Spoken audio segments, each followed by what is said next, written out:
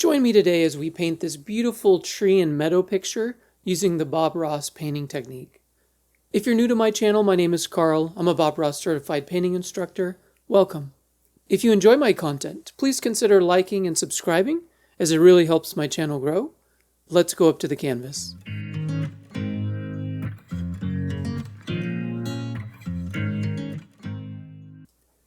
We have our standard 16 by 20 canvas. I've covered it in a very thin coat of liquid white. The liquid white is wet so we can move and slide the paint. Here are the colors you'll need to paint along with me. This is a really nice painting, very simplistic.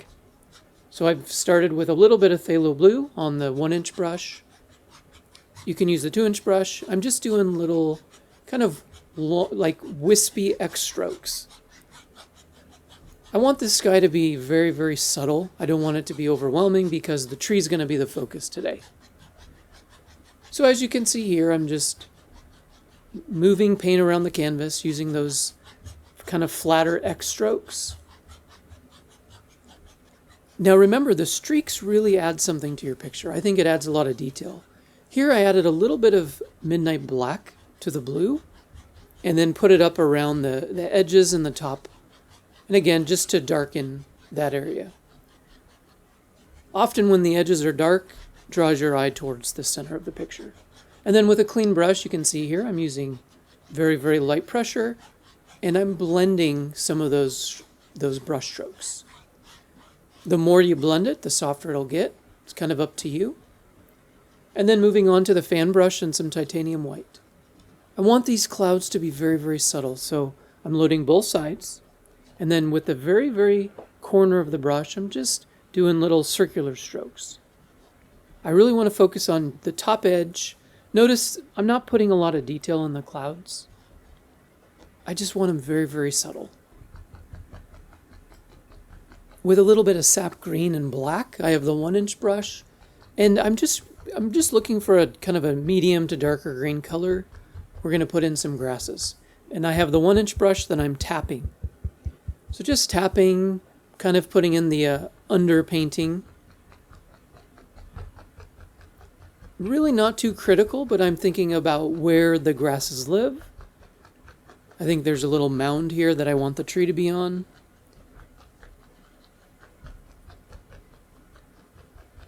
And again, just tapping and notice the top part of the grasses. I like the variation. You know, we don't want it to be a perfectly straight line. And then here I just added a little bit more black, and you can see I've worked in layers. That'll help create depth in your picture. But notice I'm really just scrubbing in some color. We'll be highlighting and kind of doing a slightly different technique that I think is pretty effective. So with Indian yellow and a little bit of cad yellow, I'm just tapping in some highlights with the 1-inch brush.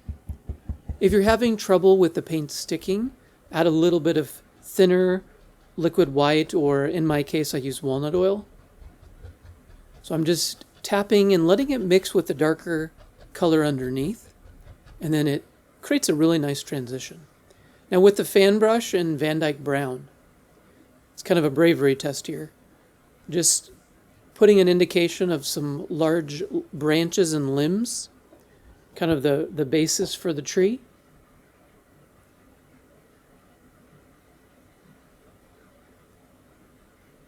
So just think about kind of the structure. You could use a reference picture.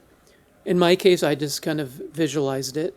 And then it's very important when I'm switching over to the liner brush, you want very thin paint. Very thin. And I personally find it easier to start lower and then finish higher. I find the results tend to work out a little bit better in terms of the branches going to the fine points. But this is where you can spend so much time adding all the details. You can add way more detail than I did. But I'm thinking about kind of V shapes, Y shapes as they branch off.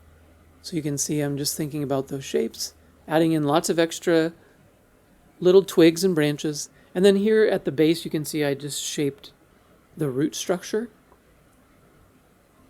Now in this case, I wanted this to have no leaves. I just wanted this lone tree. I was just in the mood for this. This lone tree just sitting out there in the meadow, enjoying itself.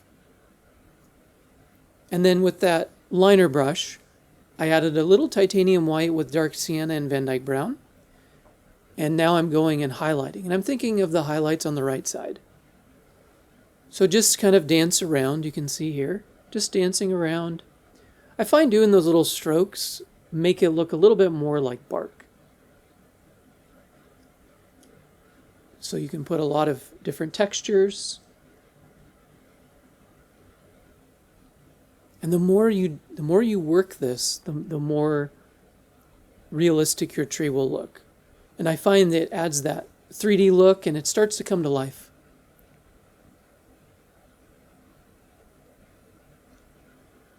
So here I'm just going back in and adding some more details. Just thinking of where the light hits. And then adding a little bit of phthalo blue to the mixture. I just wanted to add a little bit of a bluish shadow. So very, very dark. Mix in a little black if you feel you need to. Again, we're using a very, very thin paint. So again, I'm just kind of using those short strokes here and there. I don't need too much detail, just some spots.